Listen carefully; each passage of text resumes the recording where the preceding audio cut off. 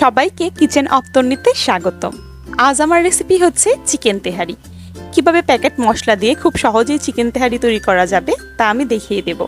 এটা খেতে কিন্তু খুব বেশি মজাদার হবে। অবশ্যই আপনারা প্রতিটি স্টেপ ফলো করে এটি তৈরি করার চেষ্টা করবেন। এক নজরে উপকরণগুলো দেখে নেব। লাগবে মুরগির মাংস, আপনারা আপনাদের পছন্দ অনুযায়ী কেটে নেবেন। আদা রসুন বাটা, সরিষার তেল, কাঁচা মরিচ, পেঁয়াজ কুচি, পোলাওয়ের চাল, আমি এখানে চিনি গুঁড়া চালটা ব্যবহার করছি, টক দই, আর লাগবে তেহারি মশলা। তো প্রথমে আমি চালটা ধুয়ে 30 মিনিটের জন্য ভিজিয়ে রাখবো। এখন আমি চলে যাচ্ছি রান্নায়। তো আমি একটি কুকারে সরিষার তেল দিয়ে দিয়েছি, তাতে কিছু পেঁয়াজ দিয়ে দিয়েছি, তা এখন একটু ভালোভাবে ভেজে নেব। তো আপনারা মনে করতে পারেন যে সরিষার তেল দিয়ে রান্না করলে হয়তো এক্সট্রা গন্ধ থাকবে। আসলে না, এখানে প্রচুর পরিমাণ মশলা ইউজ করা হচ্ছে, যার কারণে তেলের কোনো গন্ধ থাকবে না। তো এখানে আমি 1 চা চামচ করে আদা রসুন বাটা, তারপর তেহারির যে মশলাটা ওইটা দিয়ে দিয়েছি, আর কাঁচামরিচগুলো দিয়ে ভালোভাবে কষিয়ে নেব। আর সরিষার তেল দিয়ে রান্না করার ফলে কিন্তু একটু উপরে ফেনা ফেনা উঠতে পারে, তাতে কিন্তু ভয় পাওয়ার কিছু নেই। তো আমি কিছুটা পানি দিয়ে ভালোভাবে কষানোর জন্য ঢেকে দিচ্ছি। তো কিছুক্ষণ পর আমি ঢাকনাটা তুলে আবার একটু নাড়িয়ে চাড়িয়ে দিচ্ছি। অবশ্যই মশলাটা ভালোভাবে কষিয়ে নিতে হবে, নয়তো মশলার একটা কাঁচা গন্ধ থেকে যাবে।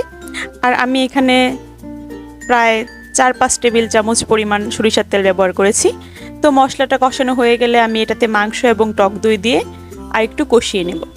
কষানোটা কিন্তু অনেক বেশি জরুরি। কষানোটা যত ভালো হবে রান্নাটাও কিন্তু ততই ভালো হবে। তো 30 মিনিটের জন্য আমি যে চালটা ভিজিয়ে রেখেছিলাম ওইটা থেকে আমি এখন পানি ঝরিয়ে নিচ্ছি। আমি ঠিক ভালোভাবে একেবারে পানি ঝরিয়ে নেব। তো অন্যদিকে আমার রান্নাটা প্রায় হয়ে এসেছে। এদিকে আপনি দেখতেই পাচ্ছেন মাংসের কালারটা চেঞ্জ হয়ে গেছে, আর মাংসটাও কিন্তু মোটামুটি সেদ্ধ হয়ে গেছে। তো এই পর্যায়ে আমি মাংসগুলো তুলে নেব। ঝোলটা কিছুটা তুলবার, কিছুটা ওইখানে রেখে দেব। তো এই যে কিছু ঝোল আর তেল রয়েছে ওইটাতে আমি চালগুলো দিয়ে কিছুক্ষণ ভেজে নেব। অবশ্যই ভালোভাবে কিছুক্ষণ ভাজতে হবে। এরকম ভাবে ভাজবেন যেন একটি চালের সাথে আরেকটি চাল না লাগে। যখন দেখবেন যে একটি চালের সাথে আরেকটি চাল আর লাগছে না, তখন বোঝা যাবে যেটা ভাজা হয়ে গেছে। আর অবশ্যই অনর্গল নেড়ে ভাজতে হবে, নয়তো নিচের দিয়ে পুড়ে যেতে পারে। তো আমার এটা ভাজা মোটামুটি হয়ে গেছে। আমি এখন এখানে গরম জল অ্যাড করে দিচ্ছি। তো যে পরিমাণ চাল দিবেন তার ডাবল পরিমাণ গরম জল দিবেন। আর আমি এখানে কিছুটা লবণ অ্যাড করে দিয়েছি। এখন আমি ভালোভাবে নাড়িয়ে চাড়িয়ে চুলার আঁচটা হাই হিটে দিয়ে দিব। তো হাই হিটে দেওয়ার পর যখন আমার পুরোটা জল শুকিয়ে আসবে, আমার রান্নাটা প্রায় হয়ে আসবে 50 কি 70%, তখন আমি এটাতে মাংস অ্যাড করে দিব এবং ভালোভাবে মিশিয়ে দেব। তারপর খুব ভালোভাবে মেশানো হয়ে গেলে এখন আমি 1 চামচ ঘি, 1 চামচ পরিমাণ গোলাপ জল এবং 1 চামচ পরিমাণ কেওড়া জল অ্যাড করে দিচ্ছি। আবার আমি ঢাকনার মুখটা ভালোভাবে লাগিয়ে দিচ্ছি।